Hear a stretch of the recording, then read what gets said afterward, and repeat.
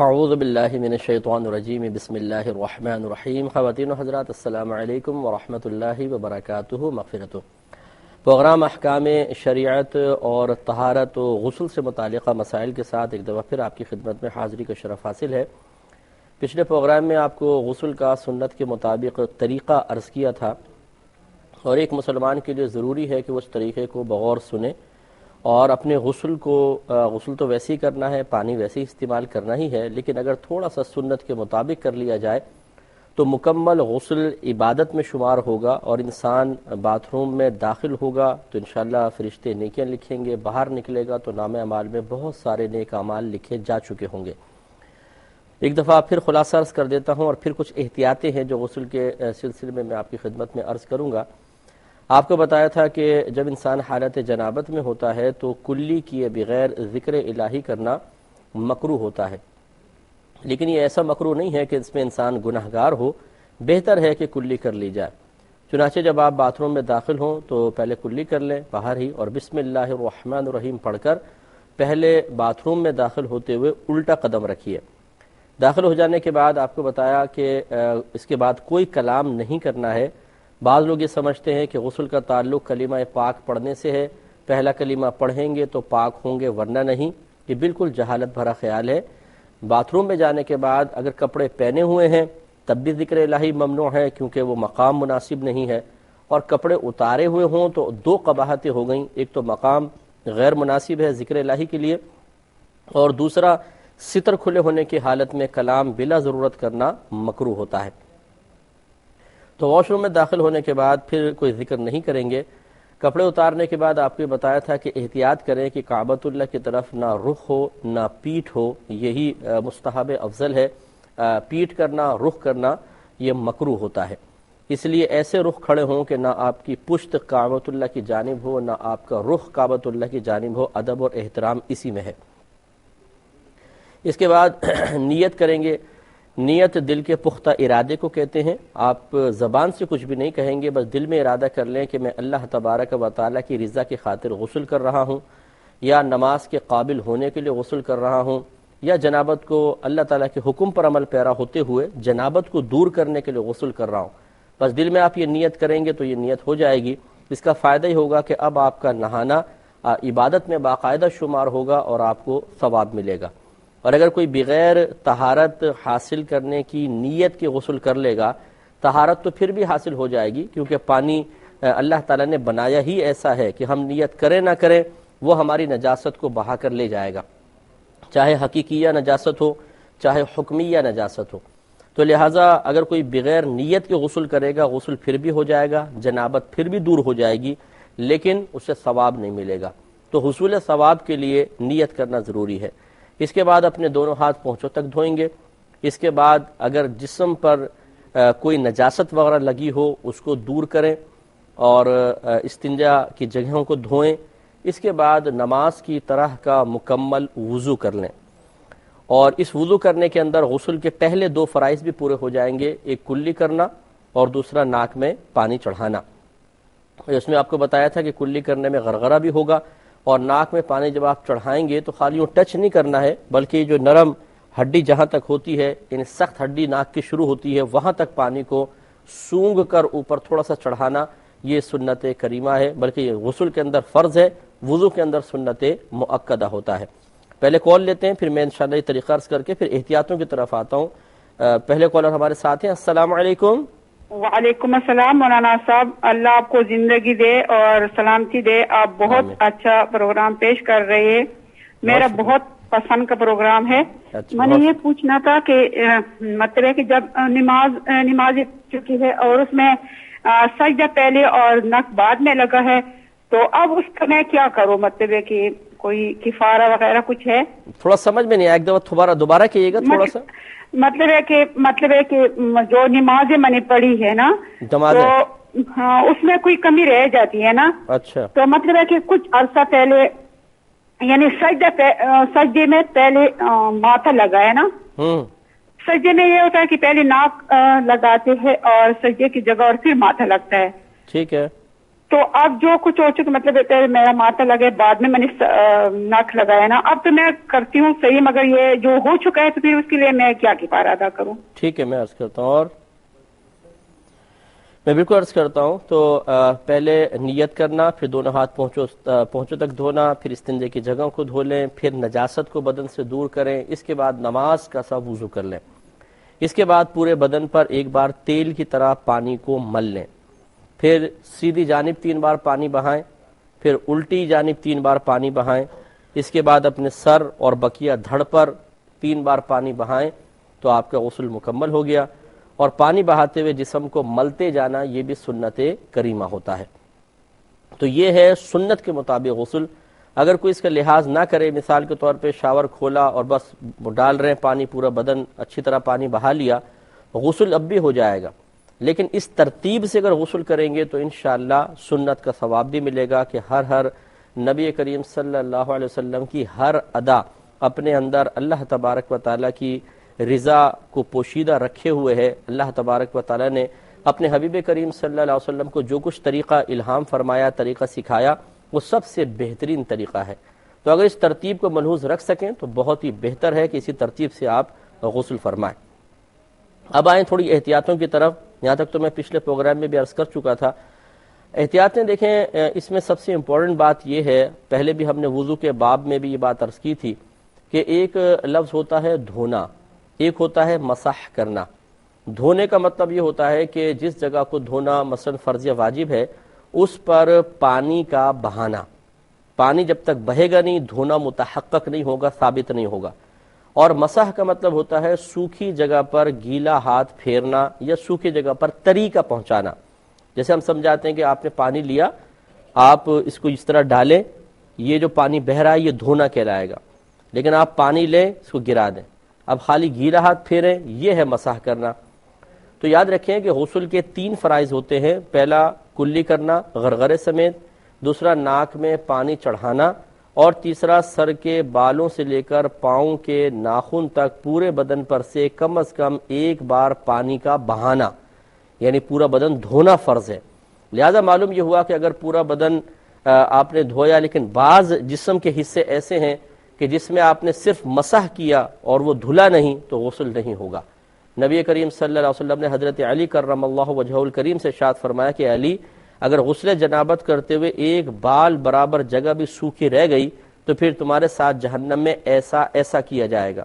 تو حضرت علی کرم اللہ وجہہ الکریم ارشاد فرماتے ہیں کہ اس کے بعد میں نے اپنے سر سے دشمنی کر لی، یعنی آپ سر منڈوا دیا کرتے تھے کہ ایسا نہ ہو خدا نخواستہ کوئی سر کے بال دھلنے سے رہ جائیں خوف خدا کے باعث. تو اس میں بڑی سخت وعید ہے، اس لیے اس میں احتیاط کرنی چاہیے. کالر ساتھ ہیں. السلام علیکم. وعلیکم السلام. جی بھائی جان. حضرت صاحب، میرا سوال یہ ہے کہ میں نے ایک آدمی سے تھوڑا قرض لیا تھا پیسے لاہور میں، ٹھیک ہے، میڈیکل کے لیے. تو وہ آدمی سے میں نے فون نمبر بھی لیا تھا، وہ اس سے بعد میں میرا رابطہ نہیں ہو سکا. بہت اس کا انتظار کیا، ادھر ایئرپورٹ پہ بھی، ادھر دفتر میں بھی. ٹھیک ہے. تو بعد میں اس نے بھی ادھر آنا تھا دبئی میں، میں دبئی سے بات کر رہا ہوں. اچھا. تو ادھر آنے کے بھی بہت کوشش کی اس کا پتہ لگانے کے لیے، تو اس کا پتہ نہیں چل سکا مجھ سے. تو میں اس کے پیسے دینا چاہتا ہوں، اس کے بارے میں مجھے کوئی معلومات دے دیں. ٹھیک ہے، میں بتاتا ہوں. اور کوئی کویسچن آپ کا؟ میں انشاءاللہ عرض کرتا ہوں. تو چونکہ اس میں وعید ہے کہ نبی کریم صلی اللہ علیہ وسلم نے ارشاد فرمایا کہ ایک حدیث بھی ہے کہ ہر بال کے نیچے جنابت ہے، سرکار نے ارشاد فرمایا. اور اس کی وجہ یہ ہے کہ جب انسان پر غسل فرض ہوتا ہے تو پورا جسم ایک لذت محسوس کرتا ہے، گویا کہ اس غسل کے وجوب کا جو اثر ہے وہ ایک ایک بال کے اندر سرایت کر جاتا ہے. تو اس کا مطلب یہ ہوا، یعنی شریعت ہمیں سمجھا رہی ہے کہ پھر جنابت ہر بال کے نیچے ہے تو پورے حصہ بدن پر پانی کو بہانا ہوگا. تو اب یہی سب سے بڑی ایک غلطی لوگ کرتے ہیں عموماً کہ بعض جسم کے اعضاء ایسے ہیں کہ جن کو اگر احتیاط سے نہ دھویا جائے، خصوصاً جب بالٹی یا ٹب سے نہا رہے ہوں، تو ان جسم کے حصوں پر پانی بہتا نہیں ہے بلکہ صرف مسح ہوتا ہے. اور اگر حالت جنابت میں ہے اور ہم نے ان اعضاء کو دھویا نہیں بلکہ صرف مسح کر لیا تو پھر غسل نہیں اترے گا. لہذا تھوڑا سا اب اس میں توجہ فرمائیں. پہلی بات تو یہ کہ مثال کے طور پہ کلی کرنا، جیسے میں نے آپ کو بتایا کہ یہ فرض ہے لیکن غرغرے سمیت. وضو کے اندر کلی کرنا اور غرغرہ کرنا سنت مؤکدہ ہے. اگر ترک ہو جائے وضو ہو جائے گا، لیکن اس طرح کلی غرغرہ وغیرہ نہیں کیا، اس کے ترک کی عادت بنائیں گے تو کہیں جا کے گناہ گار ہوں گے، لیکن وضو بہرحال ہو جائے گا. لیکن غسل کے اندر یہ غرغرہ کرنا کلی کرنا فرض ہے، اگر نہیں کریں گے غسل نہیں اترے گا. اس پہ کلام کرتے ہیں لیکن ایک مختصر سے بریک کے بعد. تیرے ورد لب بسم اللہ الرحمن الرحیم. پہلے کال لیتے ہیں پھر انشاءاللہ مسائل کی طرف آئیں گے. السلام علیکم. وعلیکم السلام. مفتی صاحب مشتاق بات کر رہا ہوں لاہور سے. جی فرمائیے. سر یہ جو گاڑی کے بالوں کی کیا اجازت ہے؟ یہ آدھی انچ ہونے چاہیے یا 1 انچ یا کتنے ہونے چاہیے؟ کیا چیز؟ داڑھی کے نیچے سے؟ بال نیچے سے کہاں سے؟ نیچے سے مقدار؟ نہیں منہ کی طرف سے. یہ دائیں بائیں؟ ہاں جی ہاں جی. اچھا اچھا. اور بس میں انشاءاللہ عرض کرتا ہوں. تو آپ کی خدمت میں عرض کر رہے تھے کہ ایک تو دیکھیں کلی کرنا اور غرغرہ کرنا غسل میں فرض ہے، لہذا اگر کوئی بھائی بہن کلی تو کرتے تھے لیکن غرغرہ نہیں کرتے تھے تو ان کا غسل نہیں ہوگا. اس پر انہیں اللہ تعالیٰ کی بارگاہ میں توبہ کر کے آئندہ احتیاط کرنی چاہیے. اسی طرح دانتوں کے اندر پہلے چیک کر لیں کہ کوئی چیز جمی ہوئی نہ ہو. مثال کے طور پہ بعض لوگ ایسے ہیں جنہیں چھالیاں وغیرہ کھاتے ہیں، پان وغیرہ کھاتے ہیں تو چھالیاں داڑھوں میں جم جاتی ہے، اور یقینی سی بات ہے جب وہ جم جائے گی تو اس کے نیچے پانی نہیں پہنچے گا. اس لیے اس طرح جو پان چھالیاں کھانے والے حضرات ہیں وہ ذرا پہلے اپنے دانتوں کو آئینے میں چیک کر لیں. اگر وہ دیکھتے ہیں کسی داڑھ میں کوئی چھالیاں وغیرہ پھنسی ہوئی تو اس کو نکالیں. اسی طرح اگر کسی نے بوٹی وغیرہ کھائی ہے، وہ ہڈی چبائی ہے اور ہڈی دانتوں کے اندر پھنس گئی ہے، اسے نکالیں. بوٹی وغیرہ بھی بہتر ہے کہ اگر وہ دانتوں میں پھنس گئی ہے تو اس کو نکال لیا جائے، لیکن وہ ذرا قلیل مقدار ہوتی ہے تو انشاءاللہ وہ معاف ہوگی. لیکن بہتر یہ ہے کہ دانتوں کے درمیان اگر بوٹی وغیرہ پھنسی ہے تو اسے بھی نکال دیا جائے. ہاں یہ جو اگر آپ نے مثال کے طور پہ کوئی نکلی دانت لگوایا ہوا ہے یا دانتوں کو تار سے باندھا ہوا ہے یا اسی طرح پان کھاتے ہیں اور کتھا چونا جم گیا ہے دانتوں کے اندر، وہ کھرچ نہیں سکتا ہے، اسکیلنگ سے ہی ہوگا ویسے نہیں ہو سکتا، تو یہ چیزیں معاف ہوتی ہیں. لیکن اگر آپ نے چھالیاں وغیرہ کھائی چونکہ آرام سے نکل سکتی ہے اور ہڈی وغیرہ چبائی وہ بھی نکل سکتی ہے، یوں ان کو ٹافی وغیرہ چبائی اور وہ دانتوں کے اندر جمی ہوئی ہے تو اس کو بہرحال ہٹانا پڑے گا. اس کے بعد ہی کلی معتبر مانی جائے گی، یعنی وہ شریعت اس کا اعتبار کرے گی، ورنہ غسل مکمل نہیں ہوگا. کالر ہمارے ساتھ ہیں. السلام علیکم. وعلیکم السلام. سب کیا حال ہے آپ کی؟ جی اللہ کا بڑا کرم. عدنان بات کر رہا ہوں کھرین سے. میں نے پوچھنا تھا کہ میرے مسونوں سے خون بہت آتا ہے. اچھا. تو وضو کرتے ہوئے نا کافی ٹائم 15-20 منٹ بھی کبھی لگ جاتے ہیں. وہ تھوڑا تھوڑا نا آتا رہتا ہے، تو اس کے لیے کیا حکم ہے، کس طرح؟ ٹھیک ہے میں بتاتا ہوں. اور کوئی کویسچن آپ کا؟ اور یہ اگر کوئی سوال ادھر کال مشکل سے ملتی ہے، اگر ای میل ایڈریس پہ کوئی سوال پوچھنا ہو تو پوچھ سکتے ہیں آپ سے. کس پر؟ ویسے ٹیلی فون پہ نہیں، آپ کا کوئی ای میل ایڈریس وغیرہ ہے اگر یہاں پہ کال نہ ملے تو؟ کنٹرول روم سے لے لیجیے گا. ٹھیک ہے وہ دے دیں گے، میں دیتا ہوں ایسے میلز کے جواب بھی دیتا ہوں، تو وہاں سے آپ لے لیجیے گا. تو ایک تو یہ دانتوں کا مسئلہ. دوسرا ناک کا مسئلہ کہ ناک میں پانی چڑھانا یہ فرض ہے، جیسے میں نے آپ کو بتایا. چنانچہ اگر کسی نے سابقہ زندگی میں اس طرح کیا تھا کہ پانی لیا بس تھوڑا سا یوں ٹچ کر کے چھوڑ دیا اور اوپر تک پانی نہیں چڑھایا تھا تو اس کا غسل نہیں ہوا تھا، اسے اللہ کی بارگاہ میں توبہ کرنی چاہیے اور اب دوبارہ وہ کم از کم ناک میں پانی چڑھا لے. بقیہ بدن پہ اگر پانی بہہ گیا تو غسل مکمل ہے، لیکن ناک میں پانی چڑھا کر وہ اس فرض کی تکمیل کرے. اسی طرح اگر ناک میں کوئی چیز جمی ہوئی ہے تو اس کو چھڑانا فرض ہوتا ہے. مثال کے طور پہ کوئی گندگی وغیرہ لگی ہوئی ہے، اندر سخت جم گئی ہے، سوکھ گئی ہے، تو اگر آپ اس کو نہیں چھڑائیں گے تو یقیناً اس کے نیچے پانی نہیں پہنچے گا. لہذا سنت طریقہ یہ ہوتا ہے کہ ناک میں پانی تھوڑا سیدھے ہاتھ سے چڑھائیں اور الٹے ہاتھ کی چھوٹی انگلی ناک کے اندر ڈال کے آپ دیکھیں کوئی اگر چیز ایسی جمی ہوئی ہے تو اس کو چھڑانا ہوگا. اس کے علاوہ اگر بہنیں ہیں، انہوں نے مثال کے طور پہ نیل پالش وغیرہ لگائی ہوئی ہے، ہر ایسی چیز کہ جو جسم پر ایک تہ بنا دیتی ہے اور پانی کو جسم تک پہنچنے سے روک رہی ہو تو یاد رکھیں غسل نہیں ہوگا. اس لیے بہنوں کو چاہیے کہ وہ غسل سے پہلے ذرا دیکھ لیں، کوئی ناخن پالش وغیرہ لگی ہوئی ہے تو نیل پالش اس کو ہٹائیں. اگر کوئی بھاری میک اپ کیا ہوا ہے، اتنا موٹا میک اپ کہ ان کو پتہ ہے کہ یہ پانی کو کھال تک نہیں پہنچنے دے گا تو پہلے میک اپ چھڑا کر پھر غسل ہو سکتا ہے، ورنہ نہیں. ہاں خواتین کے لیے نبی کریم صلی اللہ علیہ وسلم نے یہ آسانی ضرور ارشاد فرمائی ہے کہ جو مینڈیاں بناتی ہیں، باریک باریک باریک مینڈیاں، چٹیاں نہیں کہ وہ 3 بس یہ بل دیے 3 بالوں کے حصے کر کے کریں، وہ تو آرام سے کھل سکتی ہے، لیکن جو باریک باریک مینڈیاں بنا لیتی ہیں کہ جو بہت زیادہ ایک دوسرے کے اندر گتھ جاتی ہیں، ان کو کھولنا بھی کئی گھنٹے کا کام ہے. تو نبی کریم صلی اللہ علیہ وسلم سے ایک صحابیہ نے عرض کیا رسول اللہ ان مینڈیوں کا کیا حکم ہے، اس کے کھولنے میں ہمیں حرج ہوتا ہے. سرکار نے فرمایا کہ ان کے اوپر سے پانی بہا لو، تمہارا غسل ہو جائے گا. تو اس میں شرعی مسئلہ یہ ہوتا ہے اگر مینڈیاں بہنوں نے بنائی ہوئی ہیں تو اتنا پانی ڈالیں کہ جڑ تک تو پانی پہنچ جائے، یعنی بالوں کی جڑ تک، سر تک پانی پہنچ جائے، اور ان مینڈیوں کے اوپر پانی بہا لیں گی. تو کھولنا ضروری نہیں ہے، انشاءاللہ ان کے اوپر سے پانی بہائیں گے تو غسل ہو جائے گا. ایک کالر مزید ہمارے ساتھ ہیں. السلام علیکم. وعلیکم السلام صاحب، خیریت؟ جی اللہ کا بڑا کرم. یہ ایک سوال پوچھنا تھا میری سالی کے بارے میں سر. شادی کے بارے میں؟ سالی اچھا سالی کے بارے میں، جی پوچھئے. سالی کے بارے میں ہاں پوچھے. یہ ان کے ایک پہلے کے شوہر کا انتقال ہونے کے بعد اپنے ٹیلی ویژن کی آواز بند کر لیجئے گا بھائی جان.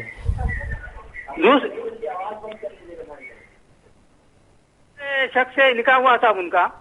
اچھا. اور ان کی آلریڈی ان کی پہلی ایک بیوی ہے. اس آدمی کی پہلے سے بیوی ہے؟ جی ہاں صاحب. ٹھیک ہے. پھر اب یہ دوسرے شوہر کی ان کی جو شادی ہوئی ہے ان کے اولاد نہیں ہے. ٹھیک ہے. تو میری شادی کو جو ہے سو کچھ جائیداد ہے، مکان وغیرہ. کس کی؟ یہ بچی کا. اب یہ جو میری شادی ہے. اچھا ان کی جائیداد ہے؟ جائیداد ہے، مکان ہے. تو اس کے وارث کون ہوں گے بلکہ معلوم کرنا تھا. وہ فوت ہو گئی ہیں کیا؟ نہیں ہوئی. اب تو فی الوقت ہے. ان کے بعد وارث کون ہوں گے ان کے؟ ان کی اولاد نہیں ہے. اچھا ٹھیک ہے، میں عرض کرتا ہوں انشاءاللہ. میں عرض کرتا ہوں بس ایک بات اس سلسلے میں اور کہتے ہیں، پھر جوابات کی طرف آئیں گے. وہ یہ ہے کہ جیسے ابھی آپ کو بتایا کہ ہر ایسی چیز کو آپ چھڑائیں کہ جو پانی کو جسم تک پہنچنے سے روک رہی ہو. لیکن اس میں یہ ضرور ہے کہ اگر کوئی ایسا شخص ہے کہ جو ایسا پیشہ کرتا ہے کہ اس پیشے کی وجہ سے ایسی چیزیں جسم پر لگ جاتی ہیں جن کو بار بار چھڑانے میں شدید تکلیف اور حرج ہے، شریعت نے اس کو معاف کیا ہے.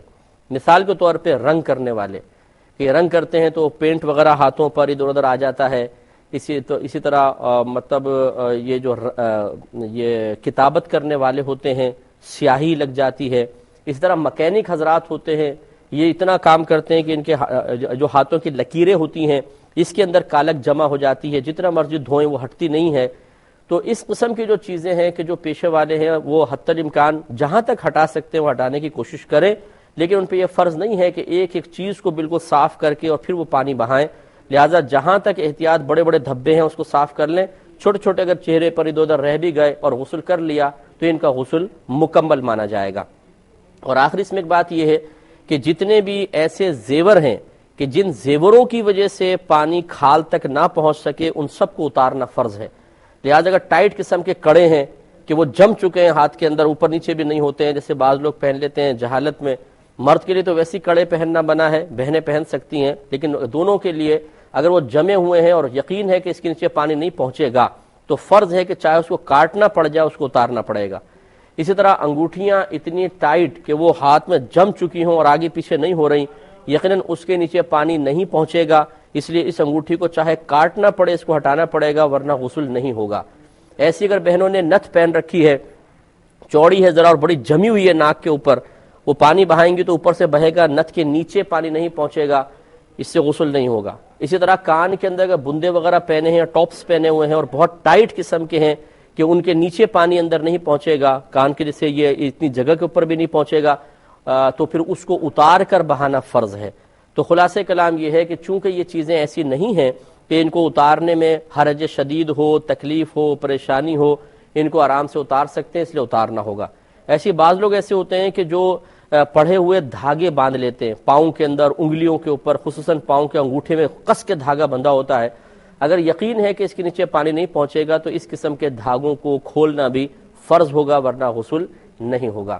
یہاں تک میں نے کچھ احتیاطیں بتائی ہیں، انشاءاللہ نیکسٹ پروگرام میں مزید جسم کی اور چیزوں کی احتیاطیں عرض کریں گے، ان پر ضرور توجہ کریں. اگر کسی نے اس سے پہلے غسل کیا اور جتنی میں نے بھی چیزیں بیان کی ہیں ان میں سے کسی چیز میں بے احتیاطی کے مرتکب ہو چکے تھے تو اللہ تبارک و تعالیٰ کی بارگاہ میں فوراً توبہ کریں، اور جتنے اعضاء پر پانی نہیں بہا تھا سابقہ غسل میں، کم از کم اس عضو پر پانی بہا لیں تاکہ غسل مکمل ہو، اور اللہ تعالیٰ کی بارگاہ میں اپنی غفلت کی توبہ کریں۔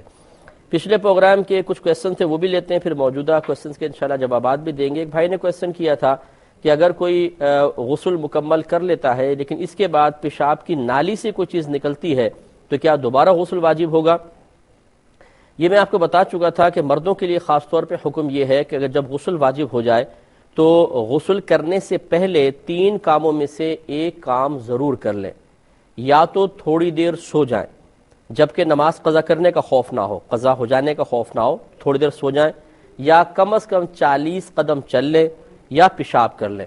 ان تینوں سے فائدہ یہ ہوگا کہ پیشاب کی نالی میں رکے ہوئے اگر قطرات تھے وہ نکل جائیں گے۔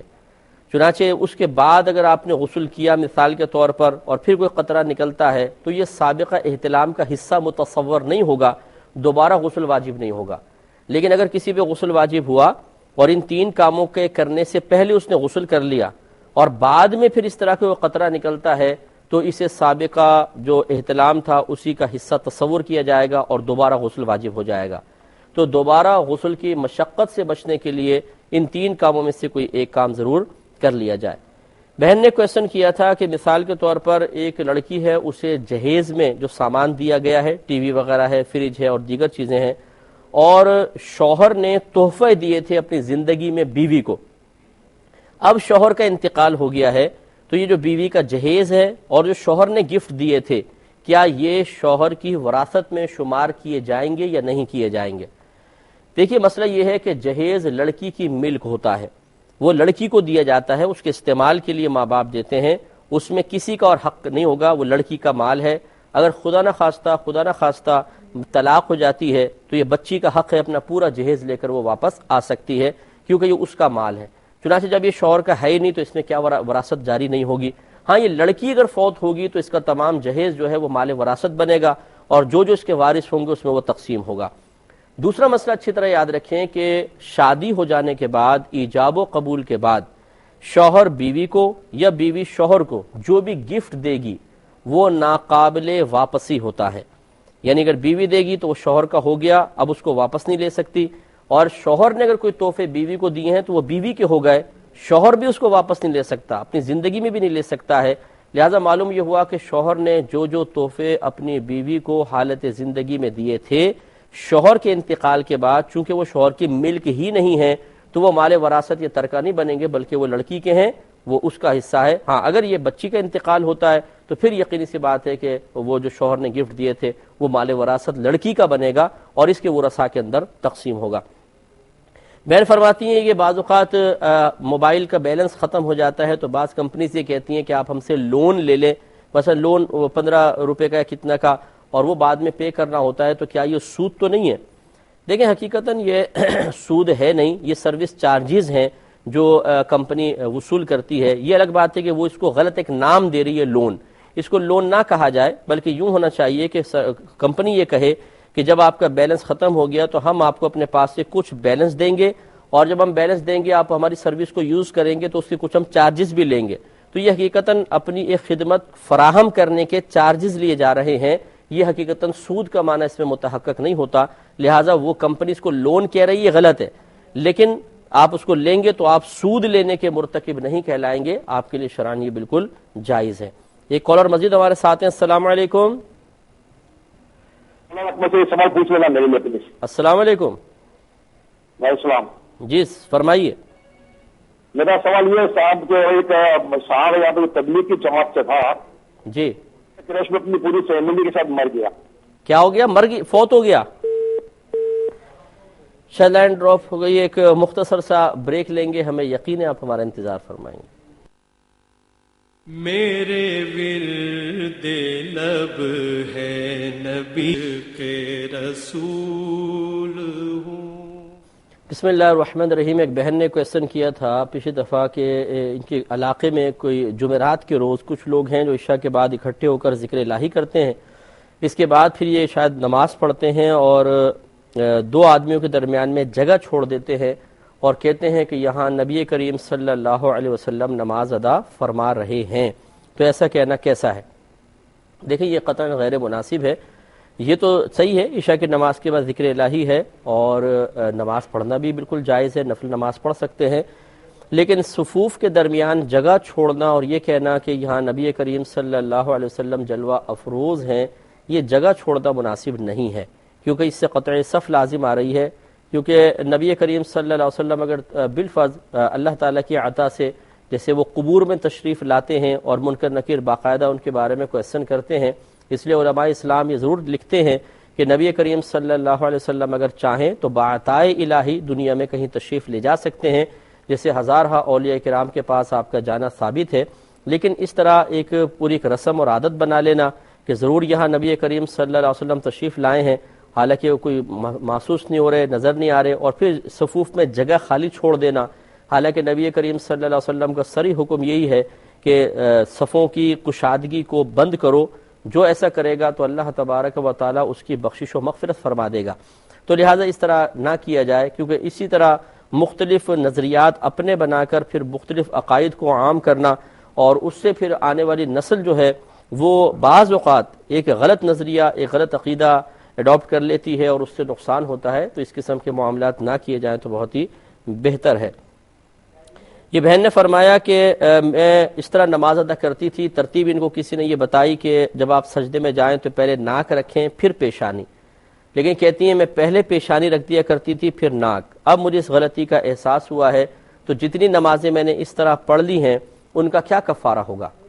تو ہماری محترم بہن یہ یاد رکھیے، یہ اصل میں سنت کریمہ ہے کہ آپ جب سجدے میں جائیں، عورتوں کے لیے تو حکم یہ ہوتا ہے کہ پہلے وہ ہاتھ رکھیں پھر گھٹنے، تاکہ نرمی آسانی رہے. یہ اگر پہلے گھٹنے رکھیں گی تو ان کی گھٹنوں پہ چوٹ لگے گی، اس لیے شریعت نے ان کے لیے آسانی رکھی ہے کہ پہلے یہ ہاتھ رکھیں پھر گھٹنے رکھیں پھر ناک اور پھر پیشانی. یہ سنت کریمہ ہے. اگر آپ نے اس کی خلاف ترتیب کیا کہ پہلے پیشانی رکھی پھر ناک رکھی تو زیادہ سے زیادہ آپ سے خلاف سنت فعل ہوا، جس سے ثواب میں تو تھوڑی سی کمی آئی، لیکن نماز کے اندر بہرحال کوئی کمی نہیں ہے، نماز آپ کی بالکل مکمل ہو گئی.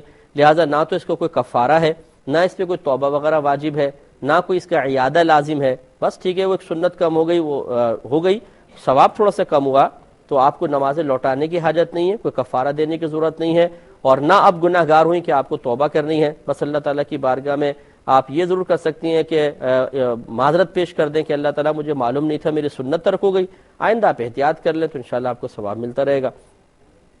بھائی فرماتے ہیں کہ انہوں نے کسی سے ایمرجنسی قرض لیا تھا، کوئی میڈیکل کا مسئلہ تھا، پھر وہ شخص ان سے جدا ہو گیا، یہ دبئی چلے گئے، بہت تلاش کیا لیکن وہ آدمی مل نہیں رہا ہے، تو اب اس پیسے کا کیا کیا جائے؟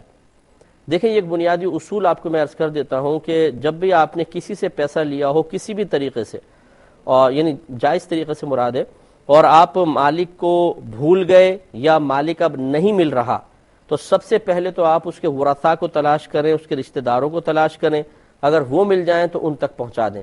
اگر وہ شخص بھی نہیں مل رہا، اس کے رشتہ دار بھی نہیں مل رہے، تو پھر اس شخص کی جانب سے اتنا پیسہ اللہ تعالیٰ کے راہ میں صدقہ کر دیں، یعنی کسی غریب کو دے دیں، تو آپ بری ذمہ ہو جائیں گے. انشاءاللہ میدان محشر میں اللہ تبارک و تعالیٰ اس شخص کو آپ سے راضی کر دے گا اور آپ کی گرفت کا کوئی پہلو نہیں ہوگا.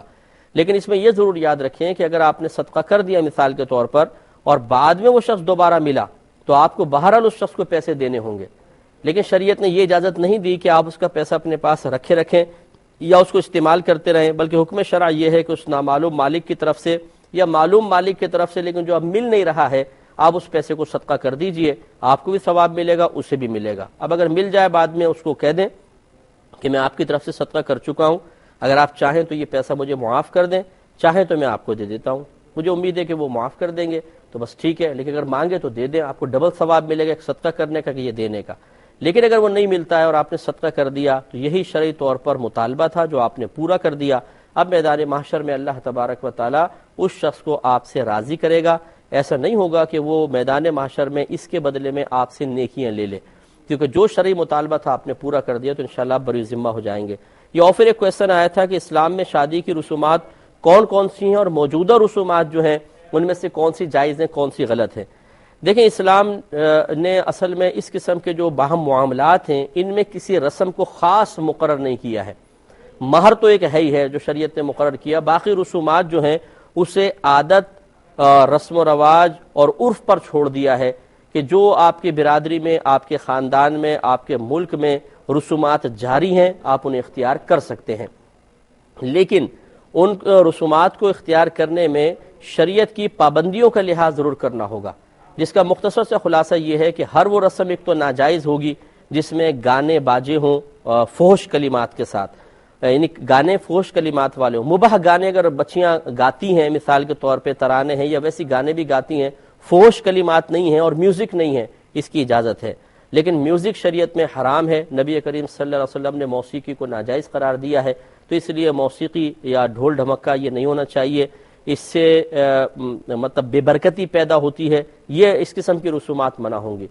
دوسرا، ہر ایسی رسم منع ہوگی جس میں لڑکے کو نامحرم ہاتھ لگائیں یا مہندی لگائیں یا کچھ سونا وغیرہ پہنائیں، یہ سب رسومات غلط ہوں گی، کیونکہ لڑکے کو چاہے وہ سالیاں کیوں نہ ہوں دولہا کو ہاتھ نہیں لگا سکتی ہے، نامحرم میں مرد کو چھونا حرام اور دولہا کو غیر عورت کو چھونا حرام۔ اسی طرح مردوں کو مہندی لگانا منع کیا گیا۔ نبی کریم صلی اللہ علیہ وسلم کے دور مبارکہ میں ایک ہجڑا تھا جس نے اپنے ہاتھ میں مہندی لگائی۔ اب چونکہ شرعی لحاظ سے ہجڑے مردوں کے حکم میں ہوتے ہیں، نبی کریم صلی اللہ علیہ وسلم کو جب اس بات کے بارے میں بتایا گیا، عرض کی گئی یا رسول اللہ ایک یہ مخنث ہے جو عورتوں سے مشابہت اختیار کرتا ہے، تو نبی کریم صلی اللہ علیہ وسلم نے اسے مدینہ منورہ سے باہر نکلوا دیا تھا، جلا وطن کروا دیا تھا، تو لہٰذا مرد مہندی نہیں لگا سکتا، یہ رسم غلط ہوگی۔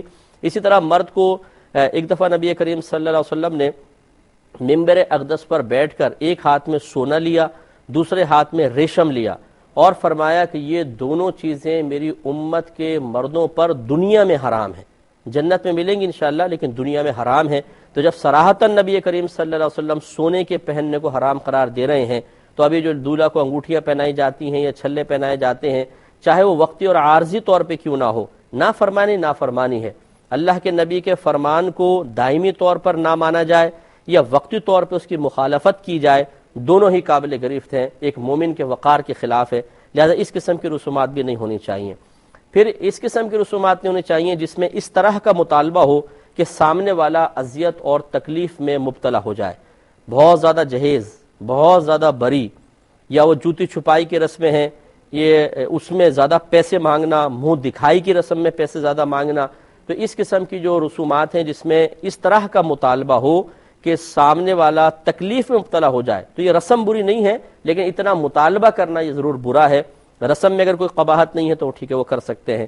اسی طرح ہر وہ رسم منع ہوگی جس میں لڑکیاں بے پردہ نامحرموں کے سامنے آئیں، جیسے بہت معذرت کے ساتھ یہ بہنیں کہیں گی تو ہر چیز پہ ہماری پابندی لگا دی، تو ہم تو ایک شریعت کا حکم آپ کی خدمت میں عرض کر رہے ہیں، جیسے یہ مہندی لے کر لڑکیاں نکلتی ہیں، بعض اوقات قریب جانا ہوتا ہے ایک محلے سے دوسرے محلے، بعض اوقات بسوں میں بھی جاتی ہیں تو وہ گھر سے بند سنور کر پھر وہ ہاتھ میں تھال لے کر اور وہ گانا گاتی ہوئی اور کھیکی کرتی ہوئی نکل رہی ہیں، لوگ ان کو دیکھ رہے ہیں اور بے پردہ پھر وہ جاتی ہیں ایسے مقام پر، یہ بھی شریعت نے منع کیا ہے۔ باقی جو رسومات ہیں شریعت رسم کو منع نہیں کرتی ہے، آپ جائز طریقے سے، حلال طریقے سے، ممنوعات شرع سے بچتے ہوئے رسومات کریں گے تو بالکل جائز ہے۔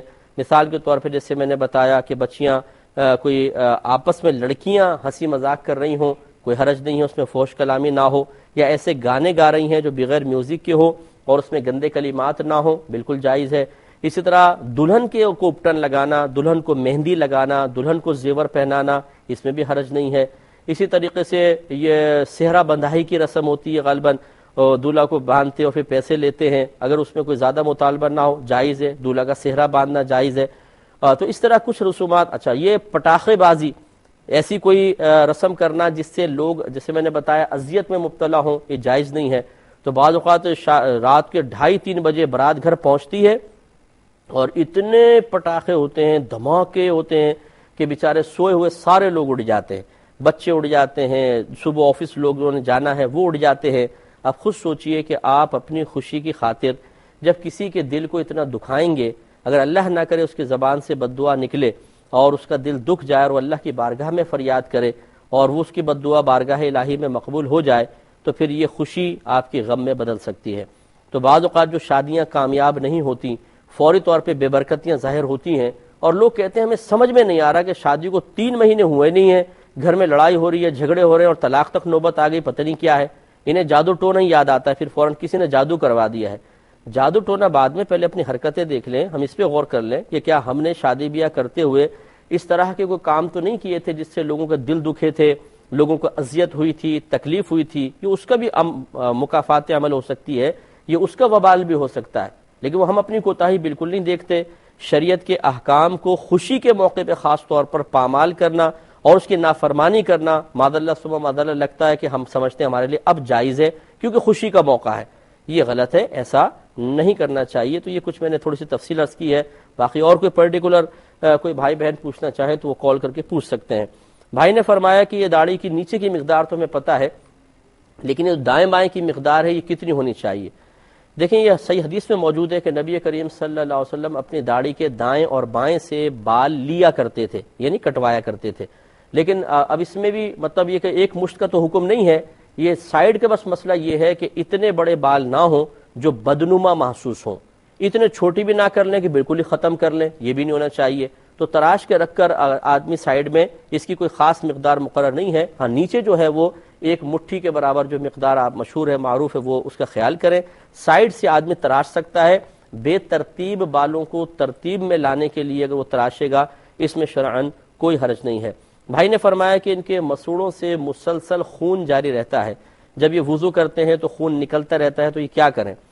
دیکھیے اگر تو آپ یہ سمجھتے ہیں کہ جب آپ کلی کرتے ہیں اس سے نکلتا ہے، یا آپ مسواک کرتے ہیں یا برش یوز کرتے ہیں تو نکلنا شروع ہوتا ہے، تو پھر آپ کے لیے حکم شرع یہ ہوگا کہ آپ وضو سے پہلے کلی نہ کریں، باقی تمام آپ فرائض اور سنن پوری کر کے نماز ادا کر لیں، پھر آپ بعد میں کریں. یا پھر اگر آپ یہ سمجھتے ہیں کہ 10-15 منٹ تک آتا ہے خون، اس کے بعد نہیں آتا، تو پھر آپ جو کلی کرنا، دانت صاف کرنا، یہ 15 منٹ پہلے کریں، اور بعد میں جب وضو کرنے لگے اب کلی نہ کریں، مسواک یوز نہ کریں، باقی وضو پورا کر لیں. غرض یہ کہ اگر کسی کو کوئی اس قسم کا کوئی عذر لاحق ہو تو شریعت یہ کہتی ہے کہ اگر آپ کسی طریقے سے وقتی طور پہ اس عذر کو روک سکتے ہیں تو روک کر طہارت حاصل کریں. اس کا طریقہ میں نے آپ کو بتا دیا کہ آپ پھر وضو سے پہلے کلی نہ کریں، مسواک نہ کریں، مسوڑوں کو چھیڑیں نہیں تاکہ آپ کا بلڈ نہ نکلے، آپ باقی وضو کر کے نماز ادا کر لیں، ادا ہو جائے گی. کلی کرنا سنت موقدہ تھا، لیکن آپ کے عذر کی بنا پہ آپ کلی نہیں کر سکے تو انشاءاللہ آپ کے لیے معاف ہوگی. لیکن ہمارا مشورہ یہ ہوگا کہ آپ اچھے ڈاکٹر سے رجوع کریں کہ کیوں مسوڑوں سے مسلسل خون آ رہا ہے. اس میں چند آپ طبی لحاظ سے بے احتیاطیاں کر رہے ہوں گے. اگر آپ اس کی ابھی سے احتیاط نہیں کریں گے تو آگے چل کے پھر اس سے معدہ بھی خراب ہوگا، آپ کے منہ میں اسمیل بھی رہے گی، لوگ بھی اس سے ذرا کراہت محسوس کریں گے. منہ میں جتنی پاکیزگی ہو، جتنا صاف ستھرا منہ ہو اتنا ہی اچھا ہوتا ہے. اس کا علاج آپ ضرور سنجیدگی کے ساتھ کر لیں. بھائی نے فرمایا کہ ان کی سالی کے شوہر کا انتقال ہوا، انہوں نے دوسری شادی کی، جس شخص سے شادی کی ہے اس کے اپنے بچے ہیں. اب یہ سالی کا اب کوئی مزید اولاد نہیں ہے، تو اگر ان کا انتقال ہو جاتا ہے تو ان کے وارثوں میں کون کون ہوگا؟ دیکھیں مسئلہ یہ ہوتا ہے کہ ان کے شوہر تو یہ جو موجودہ شوہر ہیں یہ حقدار بنیں گے، لیکن ان کے جو شوہر کی پہلی بیوی سے اولاد ہے، جو ستیلی اولاد ان کی کہلائے گی، وہ بالکل حقدار نہیں ہوگی. باقی آپ کی سالی کی بہنیں ہیں، بھائی ہیں، ماں باپ ہیں، وہ حقدار بنیں گے، وارث بنیں گے. لیکن شوہر کی جو اولاد ہے یا شوہر کی دوسری بیوی وہ اس میں وراثت میں حقدار نہیں ہوگی. یہ ایک آفر کویسچن تھا، وہ آیا تھا لیکن وہ ایک دم لائن کٹ گئی تھی. ایک بھائی نے کویسچن یہ کرنا چاہا تھا کہ اگر کوئی شخص تبلیغ کے لیے گھر سے نکلا اور راستے میں جہاز کریش ہو گیا تو وہ تو ایک اچھے مقصد کے لیے نکلا تھا، پھر اس کو اتنی بری موت کیوں آئی؟ اس کا جواب انشاءاللہ ضرور عرض کریں گے، لیکن بہت معذرت چاہتا ہوں کہ ہمارے پروگرام کے وقت تقریباً ختم ہو رہا ہے. انشاءاللہ جمعرات کے روز دوبارہ حاضری کا شرف حاصل ہوگا، اس میں پہلے اس سوال کا جواب دیں گے، پھر مزید انشاءاللہ پروگرام آگے چلائیں گے. آپ اسے بھی ضرور ملاحظہ فرمائیے گا. اب اپنے میزبان کو، ہماری کیو ٹی وی کی پوری ٹیم کو اجازت مرحمت فرمائیں.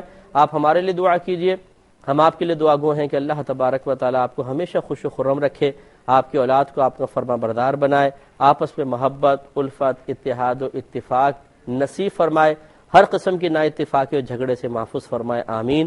وآخر دعوانا ان الحمد. میرے ورد لب ہے نبی